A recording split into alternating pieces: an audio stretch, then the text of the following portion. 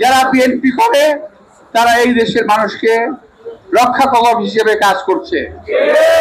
BNP সন্তান, বিএনপির ছেলেরা, খালেদা সন্তান, খালেদা সন্তানেরা কখনো অপকর্ম করতে পারে না।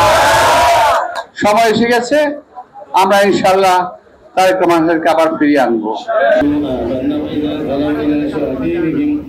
মরহুম আরাফাত রহমানের জন্মদিন, আমরা কি করতে পারি? আমরা এখন তার দীর্ঘায়ু কামনা করার সুযোগ নাই, সে আমাদের মাঝে নাই। কোকো থাকলে কিন্তু আজকে ক্রিকেট অনেক উপরে এগিয়ে যেত।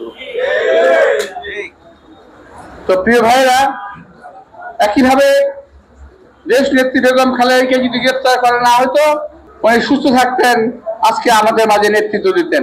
বহু আগেই আওয়ামী লীগকে জালেম সরকারকে আমরা বিদায় করে দিতে পারতাম। যদি আমাদের নেতা তারেক রহমান দেশে আসতে পারতেন, আমরা বহু আগে তাকে এই সরকারকে বিদায় করতে পারতাম। কিন্তু দুর্ভাগ্য, তারেক রহমানকে দেশে থাকা অবস্থায়, বিদেশে থাকা অবস্থায় কতগুলো মামলা দিল। এমনকি তার যে সুযোগ্য সহধর্মিনী যে কোয়ালিটি, তার যে বংশমর্যাদা, বাস্তবে এটা বলতেই হয়, বাংলাদেশের এমন কোন পরিবার নাই যেই পরিবার তার বংশমর্যাদার সঙ্গে টক্কর দিতে পারবে। সেই মেয়েটাকেও মামলা থেকে বাদ দেওয়া হলো না, অথচ সে 17টা বছর বিদেশে ছিল।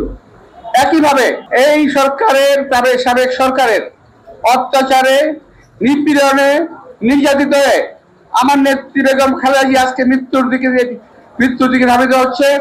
কোকো মারা গেছে, আমার নেতা তারেক রহমান দেশে আসতে পারছে না। বিএনপি অত্যন্ত জনপ্রিয় দল,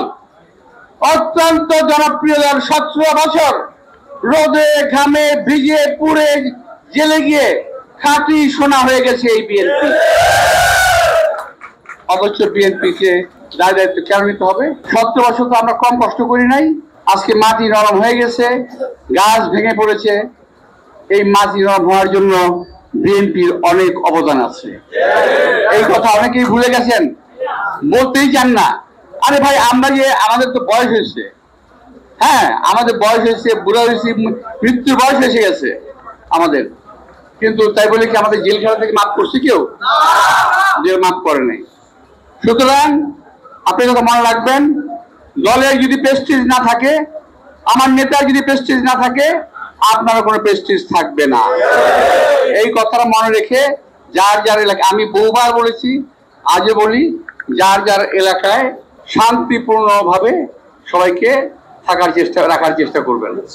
বিশেষ করে আমাদের অফিস যে এলাকায় আছে, মতিঝিল, রমনা, শাহবাগ, সবকিছু মিলে যারা আছে, এই পাড়ায় যারা কেউ যদি কোনো রকম মাতাব্বরি করতে চান, যদি আমার কানে আসে, আল্লাহর কসম করে বলছি, তাকে ওখানে ছাড়া হবে না,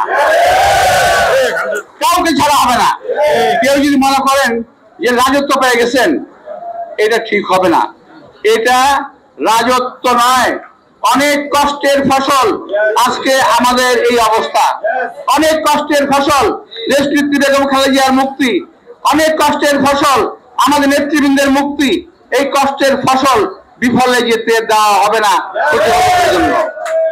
মরহুম আরাফাত রহমানের জন্মদিন, আমরা কি করতে পারি? আমরা এখন তার দীর্ঘায়ু কামনা করার সুযোগ নাই, সে আমাদের মাঝে নাই। তবে আপনারা সবাই এখানে দোয়া করবেন, আমি জানি দোয়া করবেন। এই দোয়াটা খুব ফর্মাল দোয়া, এই দোয়াটা হলো ফর্মাল।